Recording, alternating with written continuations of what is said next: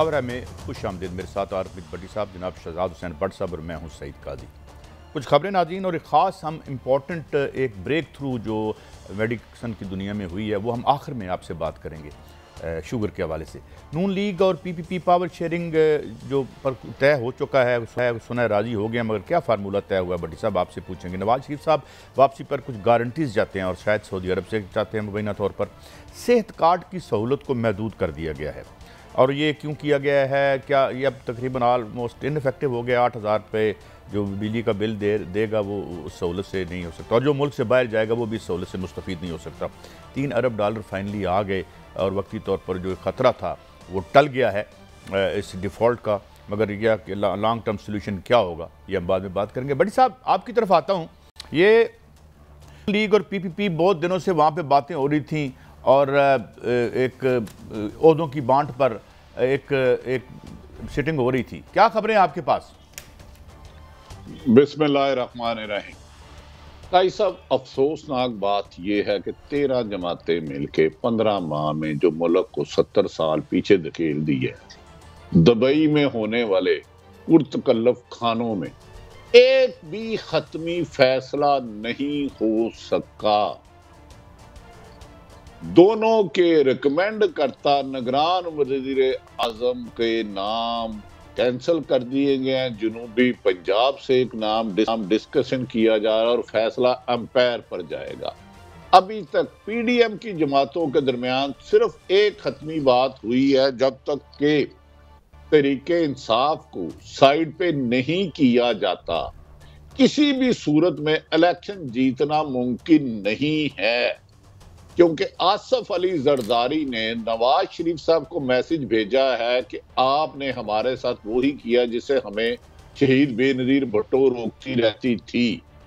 आपने अपने मुकदमात खत्म करवा लिए। पंजाब पहले, सिंध हमारे पास पहले ही था, बलूचिस्तान में हमारी पेनिट्रेशन थी, पर पंजाब में आप हमारे लिए रुकावटें खड़ी कर रहे हो, जिस पर नवाज शरीफ भी नाला थे कि यार अगर 3.5 साल, 3.25 साल साबिक वजीर आजम जिसने वर्ल्ड कप जीता था 92 का गालबन, उसके होते हुए तो मैं नहीं आ सका, अपने मैं भाई से भी नहीं आ सका, तो मैं इस हुकूमत को अपना कैसे कहूं?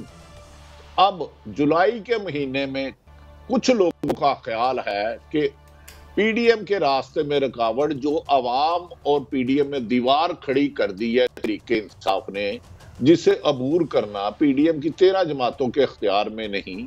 खबरें ये है कि जब तक उनसे सियासी मंजर से पीछे नहीं किया जाएगा, उसके बाद आप देखेंगे कि पीपल्स पार्टी और नून लीग में घुमसान की जंग 92, 91, 93 वाली शुरू हो जाएगी, जो बेनजीर दौर में शुरू हुई थी। अगर इनकी रुकावट यानी कि वर्ल्ड कप जीतने वाला, जिसने पूरी दुनिया में पाकिस्तान का नाम रोशन किया, लेकिन आजकल नेशनल मीडिया पे उनका नाम लेना शायद मुनासिब नहीं, या मौसम की खराबी है या एंटीबायोटिक लेनी पड़ेगी, मुझे इसका नहीं पता। लेकिन जो 1992 में वर्ल्ड कप जीता था, काजी साहब क्या नाम है उन शख्सियत का, क्रिकेटर साहब का? हाँ, बल्ला सा नाम है उनका। तो भट्टी साहब मैं जवेद मियांदाद ने छिक्का मार के तो तसीफ ने सिंगल ली थी और हम वर्ल्ड कप जीत गए थे। भट्टी साहब अच्छा भट्टी साहब एक और बात है, मेरा बता रहे हैं कि लड़ाई है ये पीपल्स पार्टी और मुस्लिम लीग नून में, इसका मतलब ये है कि नवाज शरीफ साहब हो सकता है कि जरदारी के साथ मुस्लिम लीग नून के 4 बंदों की ड्यूटी लगा दे, जो पीपल्स पार्टी की करप्शन को उजागर करेगी। और उसमें प्लानिंग ये दी गई है कि 15 साल से पीपल्स पार्टी सिंध में है और जो उनके केस है, स्कैंडल सामने लाए जाए। अगर अंपायर ने कोई रोल अदा ना किया, मतलब है 13 जमातें, 13 जमाता में कोई एक आदमी भी आके कह सकता है खुदा के वास्ते अभी तक वर्ल्ड कप जीतने वाला मैदान में है, वो तो वर्ल्ड कप जीत गया था, तुम पाकिस्तान में उससे कैसे जीतोगे? तो जरदारी साहब मेरा ख्याल है कुछ टाइम देंगे और जो गारंटर हैं उनके बाद फिर इनको मुंह तोड़ जवाब दिया जाएगा। अब पीडीएम के हाथों से गेंद निकल चुकी है, मैं आपको यकीन से कह रहा हूं, बीइंग ए जर्नलिस्ट। कल क्या होगा मैं हमेशा कहता हूं, गैब के इल्म नहीं है। और नवाज शरीफ भी अपने भाई से ज्यादा खुश नहीं है जितना कि उन्हें होना चाहिए। भट्ट साहब ये तो बड़ी खबर दे दी उन्होंने, आप भी यहाँ इन मुस्लिम लीग नून और दीगर लोगों पे आपकी निगाह है पार्टियों पर, तो ये इसका मतलब ये है कि ये अब एक जो ज़ाहिर है एक यूनिफाइंग फैक्टर जो था वो थोड़ा सा पस मंज़र में चला गया, तो इनकी लड़ाइयाँ बाहर आएंगी। काजी साहब देखें, आरिफ साहब की खबर है दुरुस्त होगी, भाई ने भाई को डिच कर दिया, दुरुस्त होगी। इससे कबल भी शहबाज शरीफ की अगर आप गौर करें तो लाहौर एयरपोर्ट वो पहुंच नहीं सके थे, लेकिन ये उनकी खबर है। सवाल ये है कि नवाज शरीफ लंदन से आया दुबई में आकर गारंटियां ली। माजी में भी हम दुबई में बैठ के सारे मामला तय किया करते थे, बिल आखिर हम जाया करते थे सऊदी अरब से हम जो FIR लेते थे उसको मुसद्दका FIR करार देते थे, स्टैंप लगवाते थे। उसके बाद हमने चाइना से परमिशन लेनी है, जब परमिशन मिल गई हमें तो हम वतन वापस आ जाएंगे, और जो ही नवाज शरीफ वतन वापस आने के मामला तय होंगे मुल्क में इलेक्शन की बातचीत शुरू हो जाएगी। इससे कबल सिर्फ बस आनियाँ और जानियाँ नजर आ रही हैं काजी साहब मुझे तो। नहीं, लेकिन ये है कि ये इस सारे प्रोसेस को भट्टी साहब एतबार कौन देगा? देखिए ना, अब प्रॉब्लम ये हो गया है कि वो अदाकार नन्ना मरूम की मुझे बात याद आती है, जब उन्हें कहा गया कि खबरें पढ़ दें, न्यूज़ कास्टर नहीं आया तो उन्होंने क्या पढ़ते देंगे, मनेगा कोई नहीं। तो भट्टी साहब ये मंदा कोई नहीं। और जो मैं एक गुजारिश करता हूँ, एक जंगल बड़ा पुरअमन तरीके से चल रहा था, छोटी मोटी शिकायतें होती थी, एक नया तजर्बा किया गया, उस जंगल का मौजूदा पाकिस्तान की सियासी सूरत हाल से कोई वास्ता नहीं दूर तक। तो जंगल अमन का चल रहा था, तो किसी ने कहा कि बड़ा जरर सा जानवर है, इसे वजीर आजम बना दिया जाए तो पूरे जंगल में अमन आ जाएगा, किसी की हक तलफी नहीं होगी। खैर, ताकतवर लोग थे, उन्होंने वजीर आजम बना दिया। लोग जंगल में कुछ अरसे बाद वारदातें शुरू हो गई, कमीशन लेना शुरू कर दिया, किसी की जगह पे कोई कब्जा कर ले, किसी मुखालफ की झोंपड़ी को उड़ा दे, किसी की कारोबार तबाह कर दिया जाए, किसी को कैद खाने में डाल दिया जाए। तो लोग शेर के पास गए, उन्होंने कहा है जंगल के तुम सारी उम्र बादशाह रहे हो। उसने कहा मैं क्या करूं, अब को आप ही लाए हो ना कुर्सी पे, तो अब जाओ। वो बेचारा हिरनी एक मासूम सी चेहरे में सुर्दगी, बेटे को उसके जंगल का भेड़िया उठा के ले जाता, उसके पास जाती है और कहती है जंगल के बादशाह, हमने तो सुना था तेरे आने से मुल्क में अमन आ जाएगा, तरक्की हो जाएगी, माशी सूरत हाल बेहतर हो जाएगी, सियासी इस्तेकाम आ जाएगा, जुल्म सितम खत्म हो जाएगा, बिजली पेट्रोल गैस की कीमत खत्म हो जाएगी।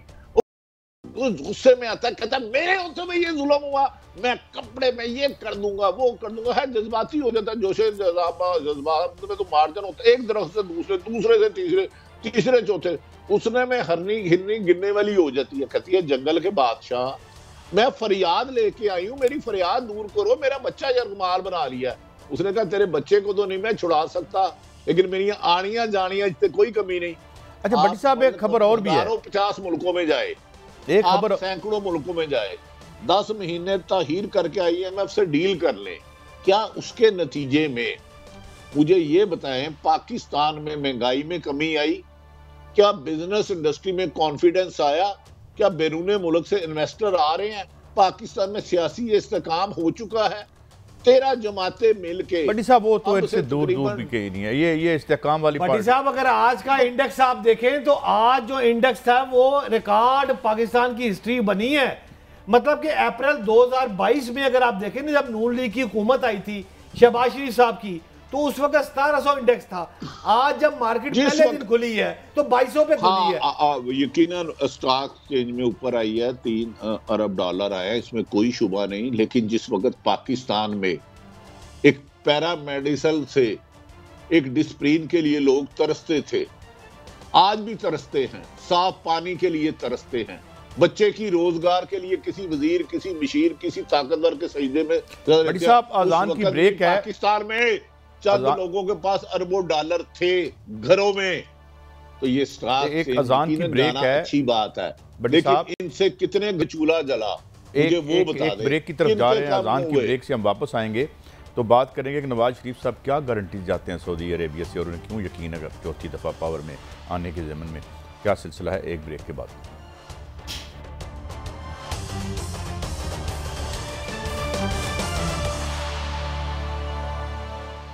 Welcome back. भट्टी साहब, ये सऊदी अरब क्या कोई गारंटीज दे सकता है? अब उसका एक एनहेंस्ड रोल भी है, अब तो खासा अमेरिका से भी जो है वो उनके तल्लुकात में ज़रा ज़्यादा इंडिपेंडेंस दिखा रहे हैं सऊदी अरेबिया वगैरह, और ज़ाहिर पैसा बहुत है उनके पास। तो क्या सऊदी अरब भी कोई रोल प्ले कर सकता है इस ज़मन में? नहीं काजी साहब, सऊदी अरब, अमेरिका, चीन जो भी अपना रोल अदा कर रहा है वो कर चुका है। देखें, गुजारिश ये है कि 23 करोड़ अवाम के दिल चेंज नहीं कर सकते। इसमें जो आपको कर्जा मिला है, इसमें अमेरिका का बहुत ज्यादा रोल है। पसे पर्दा कुछ कुव्वतें और भी काम कर रही होती हैं, जरूरी नहीं कि जो बयान दे रहा है उसी का रोल है। सऊदी अरब के दौर से इंटरफेरेंस से अब बात बहुत आगे जा चुकी है। अब ये है कि आप दोनों मुझसे ज्यादा साहिब इल्म हैं। आपने कजाफी स्टेडियम कभी गए हैं काजी साहब? जी बिल्कुल गए हैं, खुद गए हैं। यकीनन। उधर सबसे महंगा टिकट होता है एक इंक्वायर का, जुवेद मियादाद का, उससे ज्यादा होता है इमरान खान का। वो इंक्वायर जब से पाकिस्तान, जब कजाफी स्टेडियम बना है, वो उनके नाम है। तो खैर मैं तो क्रिकेट की तरफ आ गया। वैसे ही आजकल मैं क्रिकेट के पुराने शॉट देख रहा हूं। लेकिन देखें, इलेक्शन में मैटर करती है चीज वोटर। ये हो सकता है आप अगर कहीं धांधली होती है, मैं खुदा ना खास्ता ये नहीं कह रहा कि पाकिस्तान में धांधली होती है, पाकिस्तान में तो कोई गलत काम हो ही नहीं सकता। आपका 50 वोट है, उसको 70-80 कर दे। आपने 50,000 वोट लिया, उसको 5, 10, 15,000 तक जाली वोट डलवा के किया जा सकता है। लेकिन जब 10, 0 और 20 का फर्क आ जाए, या 3 और 20 का फर्क आ जाए, उसे फर्क खत्म करना बड़ा मुश्किल है। आप समझें कि अमलन हुकूमत खत्म हो चुकी है, अब 1 माह और चंद दिन रह गए हैं। उस चंद दिन में आपके साथ ऐन मौके पर अमेरिका एक रोल अदा करता है। पाकिस्तान के लिए खुशआइन बात है कि IMF से मामला तय हो गए, सिर्फ ये 9 माह के लिए। स्टॉक एक्सचेंज ऊपर चले गई। अब दूसरे ममालिक जो चीन और खुसूसन सऊदी अरब ने कहा कि हम मजीद उनसे मामला तय के, जो मुस्तकबिल की 5 साल की हुकूमत आएगी जिसको अवामी ताईद हासिल होगी। इसे ये मामला कोई ऑलरेडी 7-8 महीने लेट हो गया है। अगर इस दौरान इलेक्शन हो जाते हैं साफ शफाफ और अवाम की मुंतखब नुमाइंदा, वो कोई भी हुकूमत हो, और उसमें सियासी इस्तेकाम पैदा हो जाए, इलेक्शन ऐसे हो, उसके बाद चलेगा। अब सऊदी अरब और अपने दूसरे मुल्कों की तरफ देखना छोड़ दें। पाकिस्तान के हालात अच्छे नहीं हैं। बलोचिस्तान ऑलरेडी आपकी हुकूमत की रिटर्न नहीं है। KPK में भी मुझे बैठे 3 उधर आला ब्यूरोक्रेट से बात हुई है। वो कह रहे हैं कि हमें खदशा है कि आने वाले दिन में कोई बड़े हालात खराब हो सकते हैं। अब इस वक्त जितना 1947 में पाकिस्तान बनाना जरूरी था, पाक फौज के लिए, खुसूसन अदलिया के लिए, सियासतदान सब काबिल एहतराम है। अब पाकिस्तान बचाने की पॉलिसियां बनानी होगी। आपको से मुल्क में नफरत के बीज को खत्म करना होगा, सियासी इंतकाम को साइड पे करके इस्तेकाम लाने के लिए, ताकि अगर 5 साल की मुंतखब हुकूमत आएगी, इन्वेस्टर पाकिस्तान का बाहर से अपने दोबारा पैसा लाएगा, इंटरनेशनल पावर्स आएंगी। अभी कभी चचा और भतीजी की इख्तलाफ हो रहा है। आपको पता है किस हद तक बात पहुंच गई थी चचा भतीजी की इख्तलाफ की? क्या इख्तलाफ हुआ है? खौफनाक। किस बात? मैं अल्फाज नहीं बता सकता, क्योंकि हम उधर वहां थे नहीं, साफी के पास गैप का इल्म नहीं। मुझे तो दीवार के पीछे क्या हो रहा है क्या पता है। लेकिन आपके रिलायबल सोर्सेस आपको इशारा देते हैं, फिर उसे आप काउंटर 3-4 जगह चेक करते हैं, तो फिर नतीजे पर पहुंचते हैं। तो मेरे ख्याल में पाकिस्तान की तमाम सियासी जमातों को, बशमूल स्टेक होल्डर्स को, बैठ के पाकिस्तान के मुस्तकबिल के लिए, अब सबसे पहले पाकिस्तान अपने सियासी मफाद की वजह ना किया गया तो सितंबर सितमगर साबित होगा। सितंबर सितमगर साबित होगा। जो अगस्त के फैसलों का खुल के नताइज सितंबर में आना शुरू हो जाएंगे। ये बात कादी साहब, ये प्रोग्राम अलग किसी डिब्बे में रख ले। ठीक। अच्छा, लेकिन भट्ट साहब, ये जो यानी एक तो भट्टी साहब ने इशारा किया कि घर के अंदर भी लड़ाई और फिर पार्टी के साथ भी लड़ाई, और ये तो नेचुरल तो है, क्योंकि हमारे पास खबरें ये हैं कि शहबाज शरीफ साहब ज़्यादा एक्सेप्टेबल हैं ताकतवर हलकों में बनिस्बत मरीम साहबा के और नवाज शरीफ साहब के। तो क्या फिर ये आपको क्या मंजर नज़र आ रहा है? देखें सर, काजी साहब, वो खबर आरिफ साहब की है, वो दुरुस्त होगी, 100% मुसद्दका होगी, उनके पास खबर है। जो बात यह है, लंदन से चले मियाँ मोहम्मद नवाज शरीफ दुबई से गए सऊदी अरब।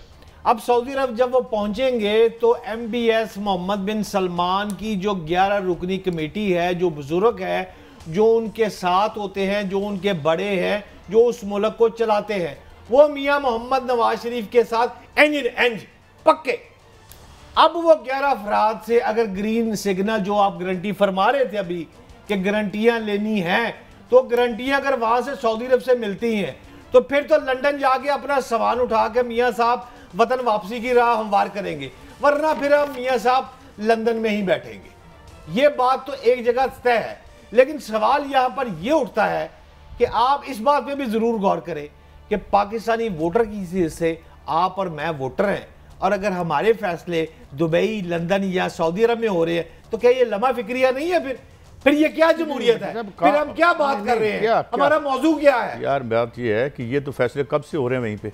मैं तो कहा डिफेक्टो दारुल खिलाफा बना दें लंदन तो फिर लड़ाई किस बात की है जब ये सारे फैसले ही वहां से आने हैं? तो फिर आपके मेरे वोट की हैसियत क्या है काजी साहब? मुझे ये तो बता दे, खुदा का वास्ता है। अच्छा, ये भट्ट साहब आपके लिए खबर है, ये मुझे बताइएगा, ये क्या है कि IG पंजाब डॉक्टर उस्मान साहब ने संगीन जराइम में मुलव्वस मुजरिमों के खिलाफ एक क्रैकडाउन तेज़ कर दिया है। लाहौर समेत सूबा भर में 10,000 से ज़्यादा इश्तिहारी अदालती जो मफरूर हैं उनको गिरफ्तार कर लिए गए। ये ड्राइव क्या है भट्ट साहब?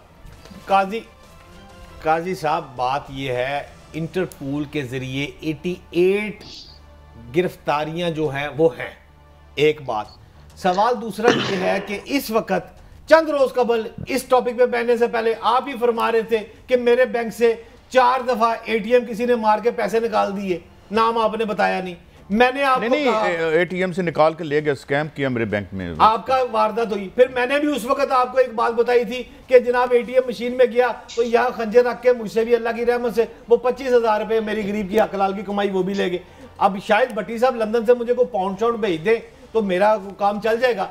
लेकिन सवाल ये है कि इस वक्त जो लॉ एंड ऑर्डर की सूरत हाल है वो तसल्ली बख्श नहीं है काजी साहब। ये जितनी मर्जी गिरफ्तारियां कर लें, आप सोशल मीडिया पर जब तक कानून नहीं बनाएंगे, ये सारी कहानी जो आप फरमा रहे हैं ये उस तरफ जा रही है, ये साइबर क्राइम की तरफ जा रही है, और बाहर मकीम जो अफराद है उन्हें पकड़ने की तैयारियां हैं। चलें, अच्छी बात, उसमें कामयाब होते हैं, ये नहीं बात की बात भट्टी साहब। ये जो यहाँ पे अब क्रैकडाउन तेज करने की बातें हो रही हैं सूबे में, ये क्या है? आपके दूसरे मेहमान ने अपने खुद ही सवाल खुद ही जवाब दे दिया। उन्होंने फरमाया कि पाकिस्तान की तकदीर का फैसला सऊदी अरब में होगा। इसका मतलब है पाकिस्तान में जमहूरियत नहीं है, वोटर की बुनियाद पे नहीं होगा। एम आई राइट कि यहाँ मैं गलत हूँ? आप ठीक कह रहे, मैं मानता हूँ इस बात। ये दूसरा पहलू है, पाकिस्तान का जमहूरियत की तदफीन हो गई, उसका इन्ना लिल्लाहि व इन्ना इलैहि राजिऊन, अल्लाह उसके दर्जात बुलंद करे, ये तो हमने पढ़ लिया। दूसरा उन्होंने फरमाया कि इश्तिहारी, मैं IG पंजाब, अगर मेरी मेमोरी ठीक है, मुझे कंफर्म नहीं है, गालबन उनका नाम डॉक्टर मोहम्मद उस्मान अनवर है, एक उनका भाई शाहिद इमरान भी है, ASP चूंग भी वो रहे हैं। मैं उनसे एक सवाल करता हूं व्हाट्सएप, मेरा तो बस तो उन तक रसाई नहीं है। उन्हें पूछे पाकिस्तान में अदालती इश्तिहारी सजा याफ्ता मुजरम कितने हैं टोटल पूरे पाकिस्तान में जिन्हें सजा हो चुकी? सजा एक था ना, गिरफ्तार नहीं हुआ, वारदात की भाग गया, पुलिस ने एक पर्चा झूठा डाला, 7 अच्छे डाले, तो समन भेजे है नहीं, अपने तक रखे और घर भेज दिया। इश्तिहारी में उन्हें कहे उसके लिए भी कुछ कर ले। दूसरा, रहने दें, डॉक्टर उस्मान हमारा बरतानिया दौर का दोस्त है, बड़ा प्यारा आदमी है, उसे कोई नहीं हिला सकता। हाँ, अब अगर पंजाब में, आप तो पंजाब बैठे हैं, मैं मुल्क से बाहर बैठा हूं, प्रदेश में बैठा हूं, वतन से दूर, 5 गांव में एक हलफ लिया गया, अगर हमारी खवातीन की तजलील की गई तो हम भरपूर जवाब देंगे पंजाब के 5 गांव में। दूसरी बात, कादी साहब किस मुल्क की गा रहे हैं? 5 दिन पहले एक खातून पाकिस्तान से बाहर जाना चाह रही थी, उन्हें एयरपोर्ट पे रोक दिया गया, उसका किसी केस में नाम नहीं था, और खातून भी अहम तरीन है, एक बड़े अहम मकसद के लिए जा रही थी। तो पाकिस्तान में कानून इन्होंने पांव तले रौंदा हुआ है। शहबाज शरीफ सब कंपैरेटिवली बेहतर है, लेकिन मरियम नवाज का गुस्सा नहीं थम रहा। उनके चचा ने बहुत कोशिश की। उनके एक करीबी अजीज से मैं सरफराज शाह साहब की खिदमत में सलाम करने गया जब वो लंदन में थे। मोहतरम मेरे बुजुर्ग है, मेरे वालिद की तरह सरफराज शाह साहब, मुझे उनसे भी बात हुई। तो बात निकलेगी तो दूर तक जाएगी। भट्ट साहब को कहें कि अच्छा, हमें ना छेड़े। भट्टी साहब, अगर शर्ट हमारी इन्होंने खोलने की कोशिश की तो बनियान किसी की भी नहीं रहेगी। अच्छा, जितनी दुबई में इन्वेस्टमेंट हुई है ना काजी साहब, भट्टी साहब, कांट इमेजिन। परवेज इलाही साहब के बारे में मुतज़ाद खबरें आ रही हैं। ना आप आइन की बात मानते हैं, ना आप अदालतों की बात मानते हैं, ना आप कानून पर अमल दरामद करते हैं। तो कौन सा मुल्क, कौन सा आइन? क्या जरूरत है हमें इन्वेस्टमेंट की? हमारे ऑलरेडी वहां पर 3 घर दुबई में मौजूद हैं। हमारी गाड़ियां को 15-16 जो रेंट कार पे हम चलाते हैं, हमें क्या जरूरत है? हमारे सदी की है, वो सदी की। तो अब उसने जो नई लेटेस्ट एक ब्रांड गाड़ी आ रही है, उसने जो एक मॉडल होता है कि उसके अलावा किसी के पास नहीं है, उन्होंने भी लिया। अल्लाह ताला उनको नसीब करे। उसमें हम 5 के 10-15 लोगों के घर बना के गाड़ी की कीमत ज्यादा है। वो तो अल्लाह ताला उनके नसीब अच्छे करे। देखो पंक्चर में बड़ी बरकत होती है। जब आप फूंक भरते हैं साइकिल में, पंक्चर को लगा के उस पर कवर करके फूंक भरते हैं तो टायर फूल जाता है, साइकिल रवा चलती है। तो जब आप फिनांस मिनिस्टर हो, मैं पाकिस्तान की बात नहीं कर रहा, तो फिर आपके खजानों में इजाफा होता है। अच्छा भट्टी साहब, कुछ खबरें और भी हैं, मैं आपसे और बातें पूछना चाहता हूं। होते हैं, भट्टी साहब होती है, चादर चार मेरी पता नहीं आवाज भट्टी साहब तक जा रही है नहीं जा रही, गैर इंसानी सलूक किया जाता है। भट्टी साहब बेजना तौर पर 35 पेंचर नजम सेठी वाले पेंचर की बात नहीं कर रहे। वो भट्टी साहब मैं और आगे बढ़ता हूं। ये जो परवेज इलाही साहब के बारे में कुछ तो लोग कहते हैं कि वो बड़े सुख में अंदर। कल मुझे एक साबिक वजीर मिले और पीटीआई से कुछ तल्लक है या नहीं उनका भी ये वाज़ेह नहीं हुआ, लेकिन गए तो थे वो। लेकिन ये कि वो कह रहे हैं कि जी अंदर तो बड़े उनको ठीक जगह पे रखा जा रहा है। अच्छा काजी साहब, अगर जो ये कह रहा है उसे टीवी पे लाए। उनके साथ इश्तियारी और कैद तन्हाई से ज्यादा बुरा सलूक किया जा रहा है। ओके। और परसों रात, सैटरडे की रात, एक अहम शख्सियत ने खुद वो मनाजर देखे, कहे मुझे वीडियो भेजो। नहीं तो आप मेरे कहने पे शहजाद भट्ट साहब भी कैंप जेल के मामला जानते हैं। मैंने भी 25 साल उस अदारे को कवर किया है। उनके साथ जो सलूक किया जा रहा है आज इस वक्त तक, परसों रात तक, आखिरी पैगाम शुजात साहब ने मिलना था, उन्होंने अभी तक कमजोर नहीं कर सका। मोनस लाई ने मैक्सिमम कोशिश की, नहीं कर सका। चौधरी शुजात साहब को चाहिए उम्र के इस हिस्से में कि आपके भाई पे जुल्म हो रहा है, और जुल्म भी ऐसा हो रहा है कि उन्हें उस कमरे में रखा गया जिसमें एक आदमी से ज्यादा कीड़े ज्यादा थे। कीड़े ज्यादा थे। ये कैंप जेल में, अगर मैं अब नहीं बताना चाहता इस वक्त कौन सी चक्की में है और कौन सा वार्डन उनके ऊपर ड्यूटी पे है और किसकी ड्यूटी है निगरान की एक अहम शख्सियत को उसकी रोजाना की वीडियो भेजना या इंफॉर्मेशन भेजना कि आज उन्होंने कितनी दफा तकलीफ में। उनकी चंद दिन पहले उनकी तबीयत बहुत ज्यादा नासाज हो गई, तो उनकी मिसिस से बात नहीं करने दी गई। चौधरी परवेज इलाही साहब ने कहा मुझे मिसिस से बात करने दे, मेरा सांस हो रहा है, तो वो मेरे डॉक्टर से करेगी। उन्होंने कहा डॉक्टर तो आपको मिलेगा सुबह ही। अच्छा भट्टी साहब, ये वीडियो वाली बड़ी बात बताइए आपने। ये वीडियो यानी कि उनकी उस मिजरी को जो है वो टेप करके तो भेजा जाता है। अच्छा काजी साहब, एक सिर्फ इसके बाद मैं आप दोनों का टाइम नहीं लूंगा। आपको याद होगा शेरी बदारी साहबा जब प्रेस कॉन्फ्रेंस करने आई तो उन्होंने एक चीज फरमाई, उन्हें कैद तन्हाई में रखा गया। उनके साथ जो सलूक किया गया मैं टीवी पे बयान नहीं करूंगा। माएँ बहनें बेटियां सबकी एक जैसी होती हैं। उन्होंने कहा मुझे जेल में मेरी बेटी की वीडियो दिखाई गई। जेल में कैमरा तो क्या, एक पेंसिल नहीं जा सकती, एक बटन नहीं जा सकता जेल सुपरिटेंडेंट की मर्जी के बगैर। एक बटन काजी साहब, एक पानी का गिलास नहीं जा सकता। शेरी मजारी को वीडियो किसने दिखाई थी?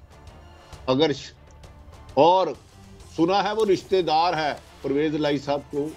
बहरहाल रहने दें काजी साहब, किसी की अच्छा बड़ी साहब आगे बढ़ते हैं, कुछ और दिलचस्प स्टोरीज हैं। जेल खाना जाता है शहजाद भट्ट साहब जानते हैं, वो बरतानिया दौर के जेल के हैं। उनके हर सियासतदान से बड़े करीबी मरासम है। अब बताऊं भट्ट साहब, परसों रात वो किसके पास गए? उनका गालबन नाम एफ से शुरू होता है, मुझे नहीं पता। वो लाहौर में उनकी दोनों जेलों में तैनातियां रही हैं, पहले भी आईजी जेल खाना रात रहे हैं। होम सेक्रेटरी ने कौन सा बटन परवेज लाई की बारक में लगवाया है? ये भट्ट साहब को कोई स्टोरी पे काम करे, हो सकता है सारी इंफॉर्मेशन बोकस हो।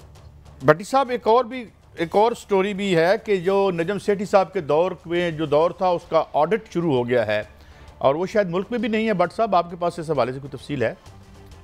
नजम सेठी साहब मेरी इतला के मुताबिक इस वक्त पाकिस्तान में नहीं है, वो दुबई में है और भरपूर कोशिश उन्होंने की है कि किसी ना किसी तरीके से जो 4-5 नाम चल रहे थे, पहले दिन से चल रहे हैं, आपको पता ही है कि जनाब वो इस्लामाबाद वाले हमारे जर्नलिस्ट भाई थे, उनका नाम मोहसिन बेग साहब का आया था, फिर बाद अज़ा थोड़ा सा नीचे चला गया, फिर मियाँ अमर की तरफ से एक नाम फ्लोट किया गया, उनका अपना नाम, फिर वो भी पजीराई हासिल हुई। इसी तरह नजम सेठी साहब भी अपनी प्राइम मिनिस्ट्री के लिए वहाँ पर दौड़ में शामिल हैं। और लुत्फ की बात यह है, जब मैंने दुबई में अपने सोर्स को टच किया है तो नजम सेठी साहब अपने से ज़्यादा कंपेन अपनी अहलिया जुगनी मोहसन की कर रहे हैं केयर टेकर प्राइम मिनिस्टरशिप के लिए, और साथ साथ जो उन्होंने चेयरमैनशिप पीसीबी की छोड़ी है उसको उनके दोस्त हैं, मिलने वाले हैं। मुबैना तौर पर शकील साहब ने बलोचिस्तान हाई कोर्ट से स्टे ले लिया है, लिहाजा पीसीबी का चेयरमैन भी 17 जुलाई तक वहीं का वहीं काम रुक गया है। अब ना तो नजम सेठी पीसीबी के चेयरमैन बन रहे हैं, ना किसी को बनने दे रहे हैं। अच्छा, अभी तो वर्ल्ड कप भी आने वाला है, तो ये क्या यहाँ पे बंदर बांट हो रही है और क्या रस्साकशी हो रही है भट्टी साहब? ओहदों के ऊपर दुबई में भी ओहदों की लड़ाई हो रही है, इधर भी ओहदों की लड़ाई हो रही है, नीचे मैशत जो है आपके सामने जो उसका हाल है, 3 बिलियन आए हैं तो जान में जान आई है। तो ये जो कसिनो है थोड़ा सा ऊपर गया है, स्टॉक एक्सचेंज का जो कसिनो होता है इसको थोड़ी सी ज़िंदगी मिली है, हालांकि इससे रियल इकॉनमी से इसका कुछ लेना देना नहीं होता, ये बस ऐसे जुआ ही होता है। I am sorry. अच्छा जी, सेठी साहब की तरफ क्या हुआ? हमारे पीएम बन रहे हैं अगले? मैं गुमनामी की जिंदगी गुजार रहा हूँ, मेरी तो इतनी पेनिट्रेशन नहीं है कि इनसाइडर क्या है, मैं तो ऐसे थोड़े मोटे से बात करता हूँ। ये 2-3 जो नाम टीवी में चल रहे हैं इनमें से कोई पीएम नहीं बन रहा, कोई पीएम नहीं बन रहा, कोई पीएम नहीं बन रहा। एक गांव का नौजवान आप देखने पे तो पाबंदी नहीं है ना? मुझे नहीं पता, जो अपने शेरवानी सलाई है उन्हें इनकार भी हो चुका है, बाजी पलट चुकी है, काफी हद तक गेंद हाथ से निकल गया है। अब काजी साहब जो आदमी चेयरमैन पीसीबी आपके मुताबिक नहीं रह सकता, डू यू थिंक वो प्राइम मिनिस्टर बनेगा? यार कोई थोड़ा सा, मेरा ख्याल है हम थोड़ा सा होश में आ जाए, बैलेंस हो जाए। एक आदमी आपकी तरह बड़ा पढ़ा लिखा लाल टाई पहनी हुई जी आ जाता है, गांव के चौधरी के पास जाता है, उसको अपनी दाद फरियाद सुनाता है, वो फैडा लाता डजन वो आपकी तरह नहीं, सॉरी वेस्ट कोट पहनी होती है उसने, पता नहीं ब्राउन सी, मुझे एग्जैक्ट याद नहीं है। वो थोड़ा सा गिरता है, कहता है यार मैं ना पढ़िया लिखा आदमी, चोई साहब मैं जनाब पिंड तो पढ़ के आया और लंदन मैं साडे लिए भी टाई ले आती है। चौधरी कोर छड्डदा, कहता गल सुन चौधरी मार, मैं भी तेनू सकना, लेकिन मैं इस वेले तेनू पूछन आया तेरा इरादा की है। चौधरी अपने मजारों को बुलाता, कहता फिर लम्मा पा लो। वो उठ के बेचारा कपड़े कुपड़े झाड़ता है, वेस्ट कोट के बटन ऊपर बंद होते हैं, वो तो खुलते ही नहीं। खैर कहता अच्छा फिर मैं चोई सब ना ही समझा, वो कहता हाँ तू पुत्र ना ही समझ। तो बहरहाल वजीर आजम कौन बनेगा करोड़पति, ये सवाल का भी हल हुआ अमिताभ का? बहरहाल तो पाकिस्तान में अभी तक मल्टी मिलियन सवाल है, कौन बनेगा वजीर आजम? यहाँ पे वो बंदे ख्वाब देखते हैं यहाँ वजीर आजम बनने का, अल्लाह की पनाह। बहरहाल बन जाए जी, क्या फर्क पड़ता है, मगर ये बताएं कि भट्टी साहब 3 माह से ज्यादा होगा, क्या हफीज शेख लेके आएंगे जो 3 माह से ज्यादा होगा? 3 माह से ज्यादा हो ही नहीं सकता, कैसे होगा? याद है कल शाम को मैं और आप बात कर रहे थे, अब हालात कुछ चेंज हो रहे हैं। मैं ये नहीं कह रहा 100% चेंज होगा, क्योंकि पाकिस्तान की सियासत में फ्यूचर का कहना सबसे बड़ी जहालत है। माजी पे तो हम कह सकते हैं, क्योंकि जो पीडीएम को लाया था अब उनकी मुश्किलात में इजाफा होता जा रहा है, थोड़ा सा इंटरनेशनल पावर प्रेशर आ रही है, केपीके में से भी बहुत बुरे फीडबैक आए हैं। तो देखें हर अदारे को, सबसे पहले मुल्क है पाकिस्तान है तो हमारे अदारे हैं, हम क्या, हम आज हैं कल नहीं है। वजीर आजम कई हुक्मरान आए, कमो बेशतर 15 हुक्मरान आते जाते देख ले। मेरे कादी सईद साहब के एक दोस्त है, मैं 3 सितंबर 99 को उन्हें मिला, उन्होंने कहा आरिफ क्या लिखते रहते हो, तुम्हारे लिखने की क्या हरियत है? अगले 5-6 इलेक्शन हमारे यहाँ, तो मैंने कहा 5-6 इलेक्शन 25-30 साल, तो 1 महीना 9 दिन बाद क्या हुआ था वो पाकिस्तान की तारीख की हिस्ट्री है। 9 सितंबर 99 की बात बता रहा हूँ। तो कादी साहब मेरा ख्याल है अभी इश्क इम्तिहान और भी है। पीपल्स पार्टी जाहिर है मैं समझता हूँ कि आप स्क्रिप्ट जो है वो स्क्रिप्ट मैशत भी लिखेगी। मैशत जो है वो अब थोड़ी सी रेस्पाइट आई है। द डॉलर भी जो है थोड़ा सा 5 रुपये आज सस्ता हुआ है ओपन मार्केट में, और ज़ाहिर है स्टॉक एक्सचेंज भी ऊपर गई है, लेकिन ये कोई ऐसे इंडिकेटर्स नहीं हैं, ये कोई कहानी नहीं है। अच्छा, अब भट्टी साहब, एक सेहत कार्ड का इमरान यानी पिछली गवर्नमेंट में था, उनको बड़ा उन्होंने लोगों ने इस बात को पसंद भी किया, उसको भी उन्होंने फारग कर दिया है। आपकी बात भी हुई थी मेरे ख्याल में वजीर सेहत से अपना भट्ट साहब। देखें काजी साहब, बात यह है कि हेल्थ कार्ड के हवाले से जो गवर्नमेंट की पॉलिसी अपनाई गई है उनका मौक़िफ़ ये है कि एक हेल्थ कार्ड जो है वो प्राइवेट हॉस्पिटल वाले जो हैं उनकी मौजी हो गई थी।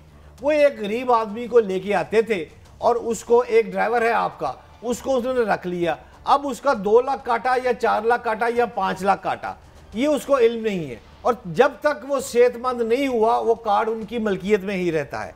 सवाल ये, सेहत कार्ड पाकिस्तान के लिए बहुत बेहतर था, लेकिन इसको इस्तेमाल करने का इसकी पॉलिसी जो थी वो ठीक नहीं। फिर ये किसने बनानी है पॉलिसी? किसने बनानी है? ये इस्तीफा दे के घर चले जाएं? ये तनख्वाह किस चीज की लेते हैं? झंडे वाली गाड़ी में बैठ के। इनका सुने ना, इनकी सेहत में मेरे जेब से जाती है, इनके बच्चों की तालीम सब कुछ जो है वो रियासत देखती है। $23 बिलियन ये खाते हैं सारे बेड के ऊपर, 23 बिलियन UNDP के मुताबिक। तो छोड़ के चले जाओ यार। एक गरीब आदमी को 10 लाख मिला था, वो अब ऑन वन प्रीटेक्स्ट डाल दिया, इधर खोलो कि गरीब कौन क्यों गया है। काजी साहब, असूली तौर पर तो ये जितने पैसे खर्च हो रहे हैं, अगर उन्हीं पैसों से ये गवर्नमेंट चाहती है तो फिर ये हॉस्पिटल ठीक कर ले। जो कि मैं इस बात को यहां तक तस्लीम करता हूं कि ये निगरान हुकूमत है। निगरान हुकूमत कार्ड बंद करे, मुझे उस पर थोड़ा सा एतराज है। अगर कोई हुकूमत होती वो बंद कर ले, ये मुस्लिम लीग नून या पीपल्स पार्टी सारा पंजाब पुट छड़े जे ठेके दे ही जा रहे हो। लाहौर से पिंडी में गया, मुझे जाना पड़ा।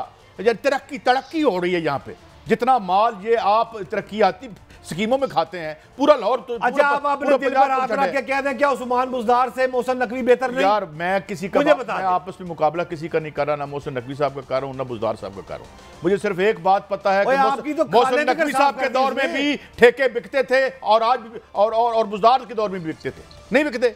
मैं ईमानदारी से अपने दिल पे हाथ रख के कह रहा हूँ कि करप्शन उस्मान बुज़दार से कम है। यार कम होगी या ज्यादा होगी मुझे नहीं पता, मैं कोई वैल्यू जजमेंट नहीं दे रहा। क्यों भट्टी साहब, मुझे ये बताएं, ये जो PSDP होता है या ये जो फंड होता है, ये क्या होता है? ये इसमें वारदात क्या मुझे थोड़ी सी गुजारिश, थोड़ा सा मौका दे दें आप, थोड़ा सा एक गुजारिश है, एक सर्वे करें आप भी, मोहतरम भट्ट साहब भी, तुराब साहब भी, अली भी। सेहत कार्ड से सिर्फ और सिर्फ गरीब लोगों ने फायदा उठाया, 99%। हाँ, सर्वे कर लेना अपने इर्द गिर्द लोगों से पूछे। मैं जानता हूँ, नीचे मेरा चौकीदार जो है वो बेचारा इलाज करवा के आया है, वो इलाज करा के आया। इस हवस की, दौलत की हवस के मारे इन बेशर्मों को शर्म नहीं आती कि गरीब को एक इलाज बेहतर मिला था। अगर उसमें कहीं गड़बड़ होती थी, भाई एक अस्पताल में चोरी हो रही है, अस्पताल में बम मार के अस्पताल खत्म कर दोगे और चोरी करने वालों को पकड़ो। अगर कहीं उसका मिस यूज हो रहा था तो उसको पकड़े ना उसको। तो मैं भट्ट साहब की इत्तला के लिए कह रहा हूं, करप्शन आज भी उतनी हो रही है। एक सीट जितने में बिकी है ना, उतने में कम से कम 10,000 लोगों का साल का रिस्के हलाल से किचन चल सकता है। मुझे कादी साहब एक आप सर्वे करें, व्हाट्सएप करें, कम से कम 500 बंदों के पास भेजें यार। 99% इलाज ठीक हुआ, मान लिया कहीं गलत हुआ होगा इस्तेमाल, उस करप्शन को रोको। क्या पुलिस में अब करप्शन नहीं हो रही? रेवेन्यू में इस वक्त एक जमीन अलाट की गई है 7 अरब की, जिसकी असल वैल्यू 7 अरब की दी गई है चंद करोड़ में, तो क्या वो दारे खत्म कर दोगे? और करप्शन तो हमारी नस्लों में बढ़ चुकी गलत थी ना कि इस कार्ड को खत्म कर दिया जाए ताकि एक पार्टी क्रेडिट ना ले सके, क्योंकि इससे तो नफरत और बढ़ेगी। देखे ना, अगर उसमें खामी थी, एक इंसान बीमार हो गया, आप उसको गोली मार दे, यार इसने ठीक ही नहीं होना। गोली मारना इलाज नहीं है, उस बीमारी का इलाज कराएं। अगर सेहत कार्ड में आपका जो जिस मिनिस्टर ने प्रेस कॉन्फ्रेंस किया है, मैंने कभी उसका जुड़ना जरूर है, उसका बहुत ज्यादा कर्ज हो गया हुआ है हम पे। उसने ना मुनासिब लफ्जों में सहाफियों को भी तजलील करने की कोशिश कर रहा है वो मिनिस्टर अपनी लिमिट से बहुत ज्यादा आगे जा रहा है। तो कोई बात नहीं, वक्त इंशाल्लाह ताला ये भी नहीं रहेगा। हमारी गुजारिश है कि आप अपनी रहें, आप निगरान हैं, आप गिरफ्तारियों की जो प्लानिंग बना रहे हैं ना बड़ी साहब, और ये सेहत का मामला हम उठाएंगे क्योंकि पाकिस्तान ही आप एक झटका नहीं खा सके थे, आपकी है मुझे। अच्छा बड़ी साहब लेके गए थे तो जो आपकी पहली चीख थी उसकी वीडियो भी मेरे पास है। अच्छा बड़ी साहब, एक ब्रेक की तरफ हम जा रहे हैं। हम कोशिश करेंगे डॉक्टर उबैद अली, उनसे हम एक बड़ा नाम है साइंस का और फार्मेसी की दुनिया और फार्मास्यूटिकल में हमारे चीफ ड्रग इंस्पेक्टर भी वो रह चुके हैं, मगर एक स्कैम को पॉइंट आउट करने की पैदाश में उन्हें कितना अरसा अदालत में जाके फिर उन्हें हटा दिया गया, क्योंकि ड्रग रेगुलेटरी अथॉरिटी में जो हो रहा है जाली डिग्रियों वाले वहाँ बैठे हुए हैं, यानी जाली डिग्री भी है, अदालत ने मान भी लिया तो लोग, तो एक बहुत बड़ा स्कैम है जो हेल्थ में होता है। मुबैना तौर पर हमें बहुत कुछ भेजते रहते हैं ये जो फार्मासिस्ट है और उनकी जो ऑर्गेनाइजेशन हैं। मगर एक ब्रेक थ्रू अच्छी खबर है, इस पे बात करेंगे डॉक्टर उबैद अली से कि क्या अच्छी खबर है शुगर के मरीजों के लिए, एक ब्रेक के बाद।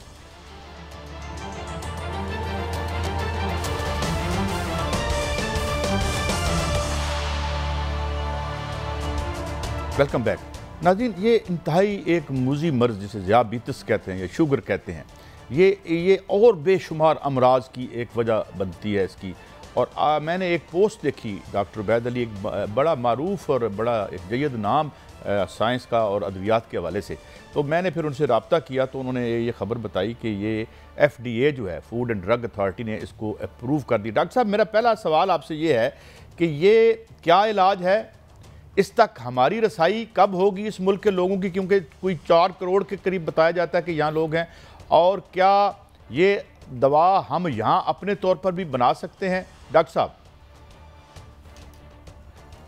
जी बहुत शुक्रिया। ये इंसुलिन की दुनिया में एक इनकलाब है, और दूसरा सवाल ये कि हम तक कब रसाई होगी, ये बहुत दूर है, क्योंकि ये यकीनन बहुत महंगी होगी अभी इस वक्त अमेरिका के अंदर, और हमारे यहाँ जो भी सहूलतें अवेलेबल हैं वो हम दवाई बनाने की सहूलतें ना इस्तेमाल कर रहे हैं और ना बनाने में कोई मुखलिस नज़र आते हैं। हमारे पास जो पाकिस्तान में जो तकरीबन 3 करोड़ से ज़ायद लोग डायबिटीज़ के मरीज़ हैं, तकरीबन अगर कह लूँ तो 3 करोड़ 30 लाख से ज़ायद, और उसमें से तकरीबन 7 लाख लोग वो हैं जो कि टाइप 1 डायबिटीज़ मेलाइटस के हैं। टाइप 1 का मतलब ये हुआ कि वो मरीज़ जिन्हें इंसुलिन हर हाल में चाहिए। अब इंसुलिन जिनको हर हाल में चाहिए उन्हें हम टाइप 1 डायबिटीज़ मेलाइटस कहते हैं, और उसके लिए ये एक ऐसी दवा पहली बार या ऐसी सेलुलर थेरेपी अप्रूव की है FDA ने, जो इस मसले को हल कर रही है। डॉक्टर साहब, क्या मैं ठीक समझाऊं कि आप ये फरमा रहे हैं कि शुगर का परमानेंट इलाज आ चुका है और हर तीसरा पेशेंट गालबन शुगर का है? ये तो एक बहुत अच्छी खबर है।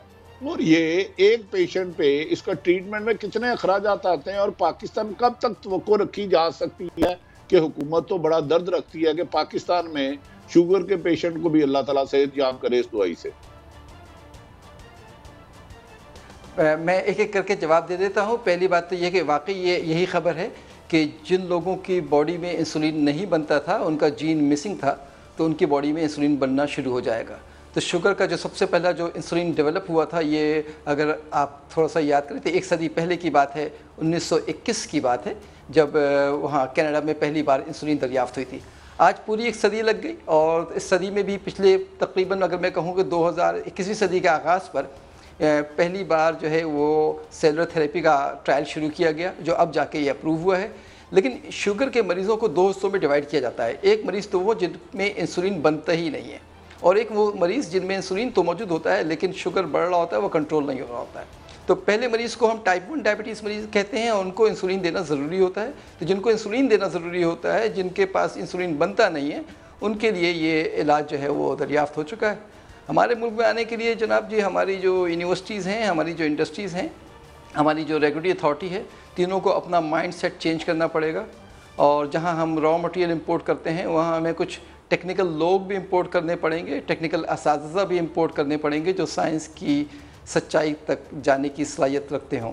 और सहूलतें तो सारी दस्तियाब हैं। मेरा जो अंदाज़ा है वो अमेरिका में दवाइयाँ चूँकि बहुत महंगी होती हैं और वहाँ पर जीन थेरेपी मुस्तकिल आ रही है। अभी आप देखिए 29 जून को जब हम यहाँ पे बकरीद मना रहे थे, अमेरिका में हीमोफीलिया का इलाज आया है, और हीमोफीलिया का इलाज भी इसी तकरीबन ऐसे ही जीन थेरेपी से आया है। उसकी कीमत जो रखी है वो 90 करोड़ रुपए पाकिस्तानी बनती है।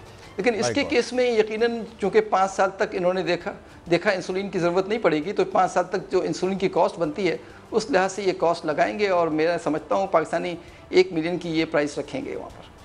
यानी 10 लाख की एक डोज होगी डॉक्टर साहब, आप ये कह रहे हैं, और एक ही डोज रिक्वायर्ड होगी इसकी?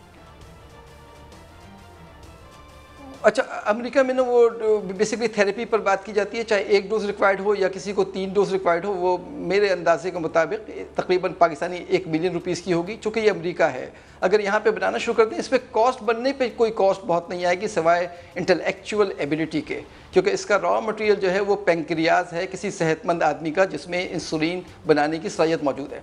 उस पेंक्रियाज को आप आर्टिफिशियल जो टिश्यूज़ हैं उसके ऊपर ग्रो करेंगे, फिर उस सेल को अलग करेंगे, अलग करने के बाद उसको प्यूरिफाई करेंगे, और प्यूरिफाई करने के बाद उसको कमर्शियली मैन्युफैक्चर फिल करेंगे, और फिर बॉडी में हेपेटिक पोर्टल वेन के ज़रिए लगा दिया जाएगा। अच्छा, एक और बात डॉक्टर साहब, एक तो ये क्या ये 1 टाइम डोज लाइफ टाइम के लिए काफ़ी होगी, या ये दोबारा भी रिपीट करनी पड़ेगी? जो रिजल्ट्स आए हैं 30 लोगों को आपने बताया था, जिसमें से 22 कुल्ली तौर पर सेहतयाब हो गए थे, अगर मैं गलत नहीं समझा, और अगर यहाँ हमारे पास फैसिलिटी मौजूद है इस दवाई को डेवलप करने के लिए, डॉक्टर साहब? जी, दोनों बात अलग कर लेता हूँ कि पहली बात जो थ्योरेटिकल तो ये सही है कि 1 डोज के बाद दूसरी डोज की ज़रूरत पेश नहीं आएगी, या एक थेरेपी के बाद जब वो इंसुलिन बनना शुरू हो जाए, ये बात सामने समझ में आती है, और यकीनन अमेरिकी गवर्नमेंट कंपनी को पाबंद करेगी कि अगर वो बनना शुरू नहीं हो तो फिर वो यकीनन उसकी कॉस्ट वो वापस करेगी, ये मैं यकीन से कह सकता हूँ। दूसरी जो बात ये है कि पाकिस्तान में बनने के लिए देखिए सबसे अहम जो रॉ मटेरियल है ना, वो ह्यूमन बीइंग है जो प्रोफेशनली डेवलप हो, प्रोफेशनली एजुकेटेड ना हो, डेवलप्ड हो, वो एक्सपीरियंस रखता हो, एहसास को समझता हो, साइंस को सच्चा समझता हो। सबसे बड़ी रुकावट हमारे पास पाकिस्तान में झूठी साइंस की है और खामखा के वक़ार की है।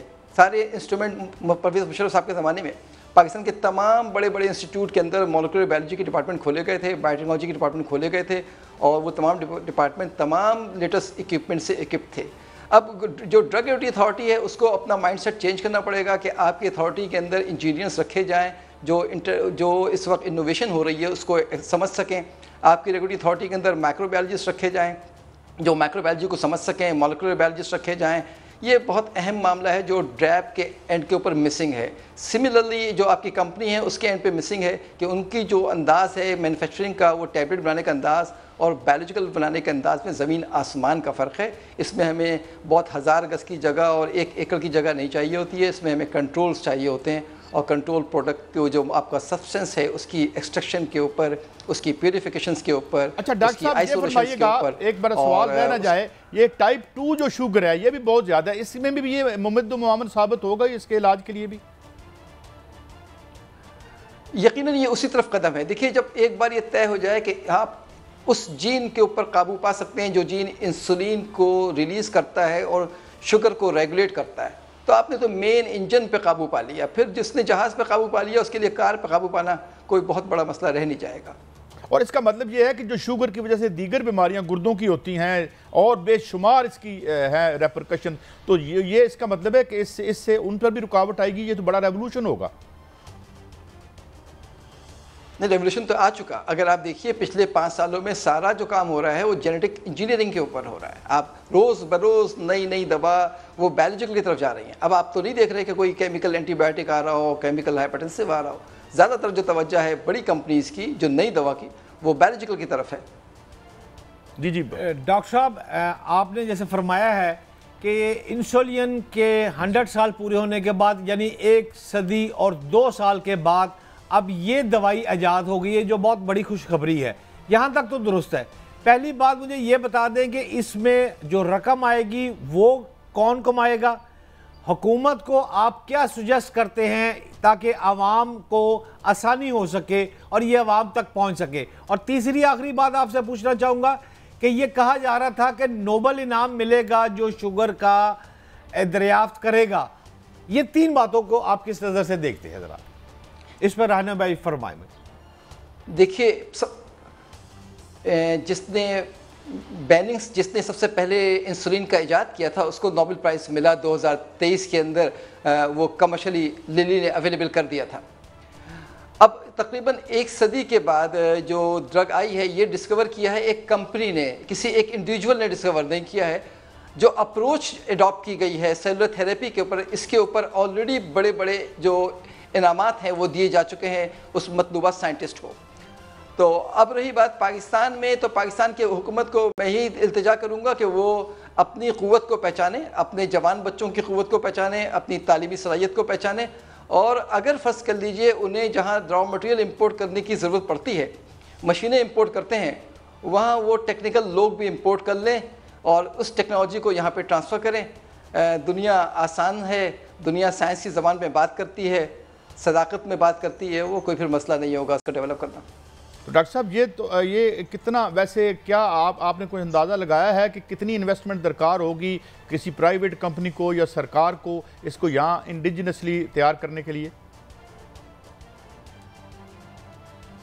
मैं असल में आवाज़ इको हो रही है, दोबारा सुन लूँ आपका सवाल? मैं ये अर्ज़ कर रहा था कि क्या इंडिजिनसली या अपने तौर पर इसको तैयार करने में कितनी इन्वेस्टमेंट दरकार होगी किसी कंपनी को? कितनी रकम दरकार होगी? जी जी जी जी, इन्वेस्टमेंट रकम, जी, मैन्युफैक्चरिंग रकम। देखिए ऑलरेडी पाकिस्तान के अंदर जो मॉलिक्यूलर बायोलॉजी के डिपार्टमेंट्स मौजूद हैं और तमाम यूनिवर्सिटी के अंदर बायोटेक्नोलॉजी और मॉलिक्यूलर बायोलॉजी के डिपार्टमेंट्स मौजूद हैं, जिसकी बुनियाद पे मैं कह सकता हूँ कि जो इसका इनपुट है ना वो है इंडिविजुअल का, किसी ह्यूमन बीइंग का पैंक्रियास। उसके बाद इसकी प्रोपेगेशन है, उस सेल को निकालने के बाद प्रोपेगेशन है। तो इस पर तो आपके लोग बहुत इक्विप्ड हैं। मैं नहीं समझता कोई बहुत खातिर खा रकम दरकार होगी। यकीनन जो आपके पास सहूलतें हैं उस पर लोगों को ट्रेन करना पड़ेगा और ट्रेन लोगों को बुलवाना पड़ेगा ताकि टेक्नोलॉजी ट्रांसफर हो। ये बताइए कि पाकिस्तान 1 अरब के दरमियान हो जाएगा, पाकिस्तानी 1 अरब रुपए के दरमियान। 1 अरब के दरमियान। पाकिस्तान में शुगर इतनी ज्यादा क्यों? हम टॉप पे हैं, अभी ये लिस्ट देख रहे थे हम, 30.8% लोग हैं, क्या वजह है डॉक्टर साहब?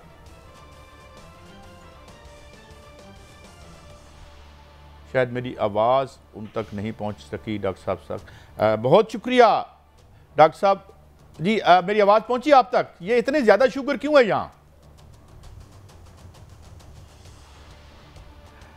मैं आपका सवाल समझ नहीं सका क्योंकि बहुत चले हम इस पे अगली नशिस्त पे उठा रख। एक अच्छी खबर, इस बुरी खबरों की भरमार में एक अच्छी खबर भी आई है और हमें मज़ीद अच्छी खबरों की दुआ के साथ आज का हफ्ते का आगाज़ करते हैं। कल फिर मिलेंगे, इजाज़त दीजिए, अल्लाह हाफ़िज़।